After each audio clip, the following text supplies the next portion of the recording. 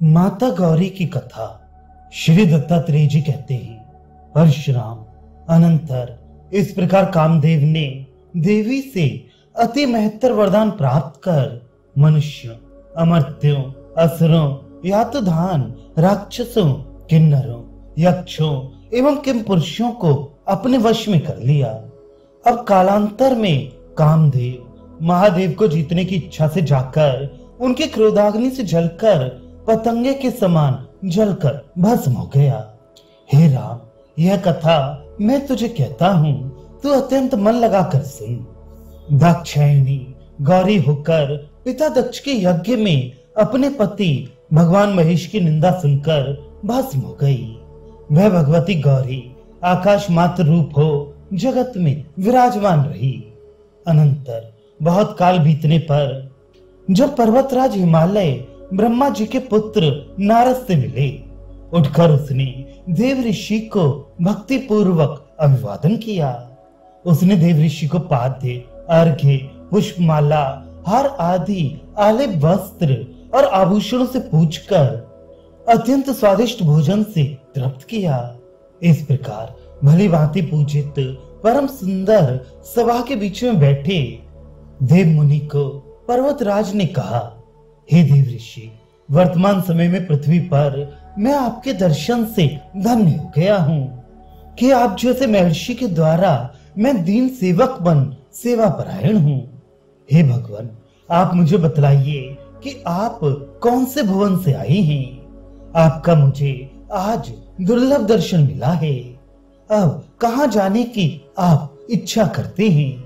इस प्रकार पूछने पर नारद ने पर्वत श्रेष्ठ हिमाचल को मधु से सने मधुर वचन अपना वृतांत कहने की इच्छा से कहे, हे पर्वतराज, मैं मृत्यु लोक से आया हूँ। धन्यतम, तुम्हें ही देखने की अभिलाषा से इधर निकल गया। अब शिव जी की सन्निधि में जाता हूँ। इस प्रकार नारद की वाणी सुनकर हिमवान विनम्र होकर बोला, हे भगवान देव ऋषि, आपने मुझे किस कारण से धन्य कहा है? मैं बेचारा पुत्र न होने के शोक से अत्यंत कापर्ण दोष से पीड़ित हूँ। इस प्रकार पर्वतराज के वचन सुनकर नारद ने सांत्वना देते हुए कहा, हे पर्वतराज, सुन, जिस कारण से तुझे धन्य कहा वह मैं बताता हूँ। क्योंकि तू अभी पराशक्ति के चरणों में भक्ति करता है, इसलिए तू धन्य है। इस प्रकार प्रत्येक हेतु से तुझे कहा गया। अल्प पुण्यों द्वारा कभी इस लोक में परा की भक्ति नहीं होती।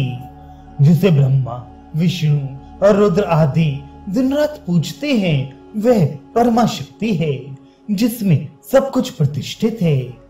जो तुझ पर परसों वामदेव मुनीश्वर ने कृपा की, उसे मैं योग चक्षु से जानता हूँ। वह मुनि शक्ति की उपासना करने वालों में प्रधान है। उससे तुम्हें अनुदेश मिला है। इसलिए इस विश्व में तेरे से अधिक कौन व्यक्ति ज्यादा धन्य होगा, सो तू बता। इस प्रकार नारद द्वारा कही हुई बात को सुनकर हिमवान फिर बोला, हे ब्रह्मा, आप योग नेत्र से भूत और भविष्य काल को देखते हैं, तो आपको तीनों कालों की भांत भीतर गर्भ में जो कुछ है वह आपसे अज्ञात नहीं है। तो मैं पूछता हूँ, मुझ सेवक को आप कृपा करके कुछ बतलाएं। हे ब्राह्मण, संतान के बिना कहीं भी सुख नहीं है, इसलिए जिस प्रकार मेरे पुत्र हो उस उपाय को बताइए। नारद ने अब इस प्रकार हिमवान का वाक्य सुनकर क्षण भर ध्यान कर पर्वतराज हिमवान को दिव्य दर्शन देने वाले नारद ने कहा, हे पर्वतराज, सुन, तेरे कोई अपत्य का योग नहीं है। इसमें कोई उपाय भी नहीं देखा जाता। तेरे एक कन्या होगी। सुन, वह भी तुझे बताता हूँ। संतति दुख के लिए ही है। लोक में संतान वाले कहीं भी सुखी नहीं देखे गए। उसमें भी कन्या तो दुखों का मूल कारण है। इसे मन में धारण कर ले।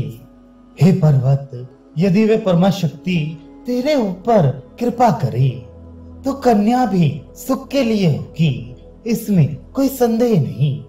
इस प्रकार नारद के कथन को सुनकर पर्वतराज ने फिर कहा, हे भगवान, वह पराशक्ति वामदेव के मुख से सुनी गई, वह वर्ण रूप वाली जानी गई, उसका चिंतन नहीं किया जा सकता, अतः उसका रूप अत्यंत निगुण वाणी से अगोचर है। तदनंतर मेरे ऊपर उसका अनुग्रह कैसे हो, सो मुझे बताइए। अनंतर इस प्रकार सुनकर विचक्षण नारद ने कहा, हे शैल कुलाधीश, सुन, त्रिपुरा व परात्परा सूक्ष्म वाणी आदि से अगम्य महती सबके कारण है। उसका जो ऊंचे से ऊंचा रूप है वह सबके अंतर स्थित है। योगियों में श्रेष्ठ जन ही उससे अपने अंतर रूप में जानते हैं, अन्य लोग नहीं। उसका जो अपर रूप है वह स्थूल है, सबको गोचर होता है। हे पर्वतराज, उसकी उपासना कर अपना इच्छित प्राप्त कर। वह भी भक्तों के भावना पथ में स्थित अनंत रूपों में है। उसमें गौरी मृडानी जो विद्या रूपा परात्परा है, उस महादेवी की वांछित फल की प्राप्ति के लिए शीघ्र भक्ति कर। इस प्रकार नारद की कही वाणी को सुनकर फिर पर्वत ने पूछा, हे भगवान, वह देवी कौन है जो गौरी इस प्रकार कही जाती है? हे मुनि, उसका स्वरूप क्या है? उसका क्या पूजन है? क्या बल पराक्रम है? यह मुझे बताइए। तदनंतर पर्वत की वाणी सुनकर मुनि बोले, हे पर्वतराज, श्री गौरी के शुभकारी रूप आदि को सुन। वे महेश्वरी पराशक्ति के विष्णु के अंश से उत्पन्न हुई।